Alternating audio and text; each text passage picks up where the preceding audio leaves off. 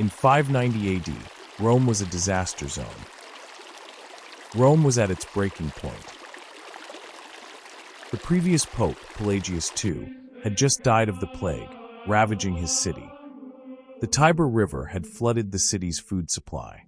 No leader, a starving population, and an army of Lombards closing in. The Roman people didn't just look for a new hope, they looked for a new pope. Their eyes fell on a monk named Gregory. Saint Gregory the First is one of the most versatile figures in church history. Today, we're answering your biggest questions about Saint Gregory the Great. What was Gregory like before he was pope? He was a high-ranking Roman official. He was wealthy and powerful, but he gave it all up to turn his family estate into a monastery. What were the people in Rome facing at this time in history? Gregory didn't live in a golden age, means that his time was marked by crisis and decline, not peace, prosperity, or cultural flourishing. Western Roman Empire had collapsed. Rome faced invasions by the Lombards. Byzantine Empire offered little protection. Plague had killed large portions of the population. Famine, flooding, and economic collapse. Church unity was challenged by heresies and schisms. Why is Gregorian chant named after him? And how did he help the liturgy? Revitalized liturgy and worship. Known as the father of Christian worship, he revised the Roman liturgy, standardized the Mass, moved the Our Father to its current position, and contributed to the development of Gregorian chant, though direct authorship is debated. He also established the Schola Cantorum, a school for training church singers. How did he help the church with his writings? He wrote influential theological works, authored the Pastoral Care, a foundational guide for bishops that emphasized spiritual leadership and pastoral duty. It was studied for centuries and translated into Anglo-Saxon by King Alfred. His dialogues became a key text on saints and miracles in the Middle Ages. He wrote the Moralia in Job, 35 books, a comprehensive commentary on the Book of Job. Pastoral Rule, a guide for bishops and clergy on the duties and virtues of pastoral leadership. Dialogues, 4 books, a collection of stories about Italian saints and miracles. Homilies on the Gospels, sermons delivered to the public, offering practical spiritual insights.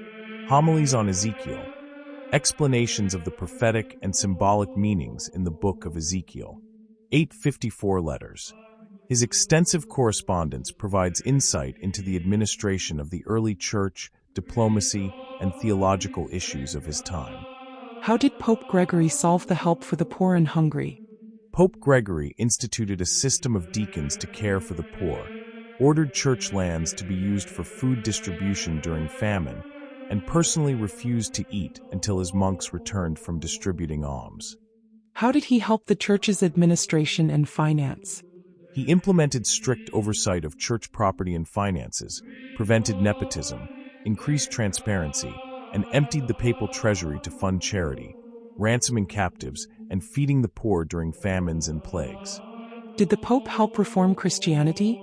Pope Gregory sent Saint Augustine of Canterbury and 40 monks in 597 to evangelize the Anglo-Saxons, leading to the Christianization of Kent and laying the foundation for English Christianity.